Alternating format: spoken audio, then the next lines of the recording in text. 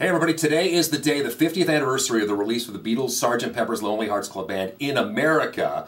Let's talk about the release dates, because that was the release date in the US, June 2nd, 1967. Now the album was supposed to be released in Britain June 1st, 1967, but they actually had to release it early because a pirate radio station, yeah, those existed apparently in the 60s, set up shop off the coast in Britain, somehow got themselves a copy of Sgt. Pepper and started broadcasting it to the folks in Britain in early May. And so the folks at EMI Records and Parlophone Records got nervous and said, oh, we need to push up the release date. So they shipped out copies as quick as they could get them to stores. And so May 26th of 67 was actually the release date in Britain. Didn't affect things in the US. Capitol Records still released the album on June 2nd, 1967, 50 years ago today. It was the Beatles' 8th studio album in the UK. It won 4 Grammys in the US.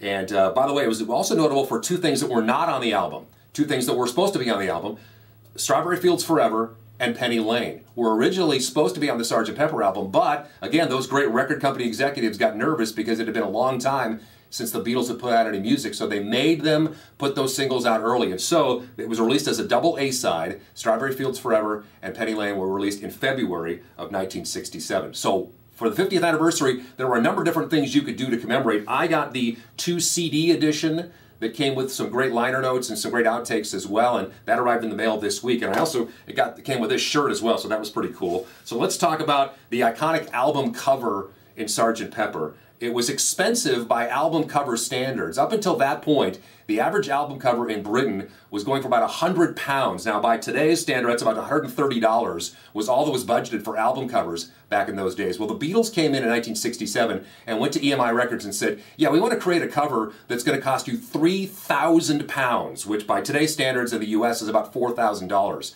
because of all the artwork and all the various things that they needed for the 82 different items that are on this album cover. There are 82 different items, by the way, on this album cover. The folks at EMI said, that's too much money, and here's the deal we'll make for you.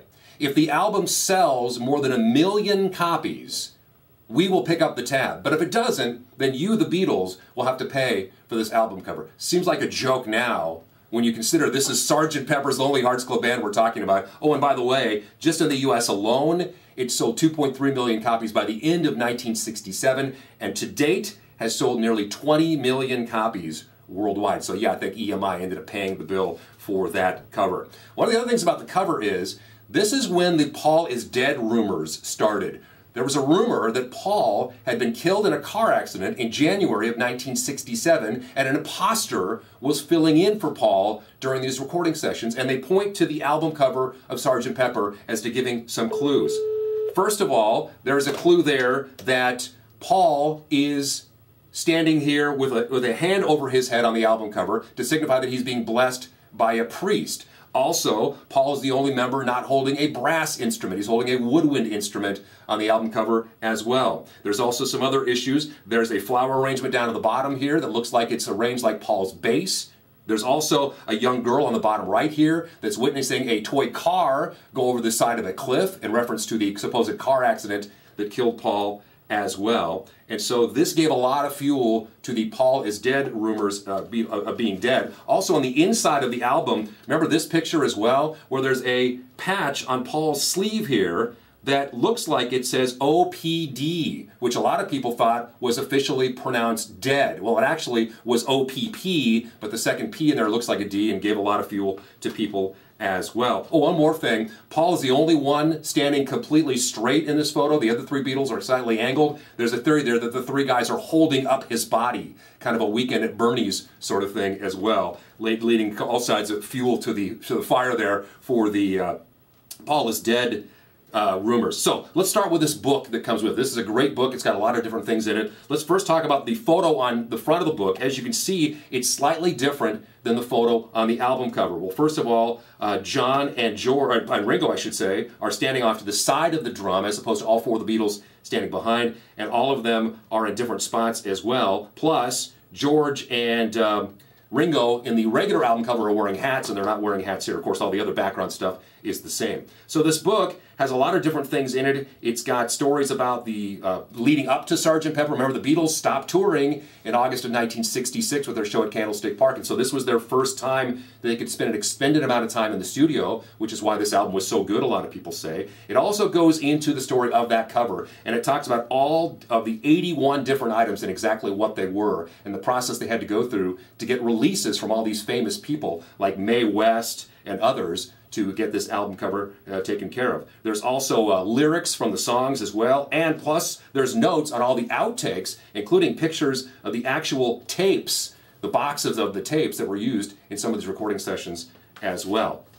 So let's talk about the CD. There's two things in here. There's the original CD, which has the Parlophone record label on it, which of course was the record label they used in Britain. That's the first CD. It's the original album in its entirety, all the tracks remastered by Giles Martin, the son of legendary Beatles producer George Martin. And it also came with, and I love this because I had the album back in the day, it came with the same cardboard insert that you could get back in that album in those days. It had a fake mustache, it had these Sgt. Pepper buttons you could use, although this desk pop-up of the four Beatles as well, and a picture of Sgt. Pepper himself, complete with some sergeant's stripes you could wear. Now, of course, the album version was a lot bigger than this. And then, here's the fun part, this second CD in here as well. This is a bunch of different outtakes and a bunch of different instrumentals from the Sgt. Pepper sessions as well. And again, the book does a nice job of marrying these things together, tell you exactly what is going on in each one of these outtakes and each one of these instrumentals.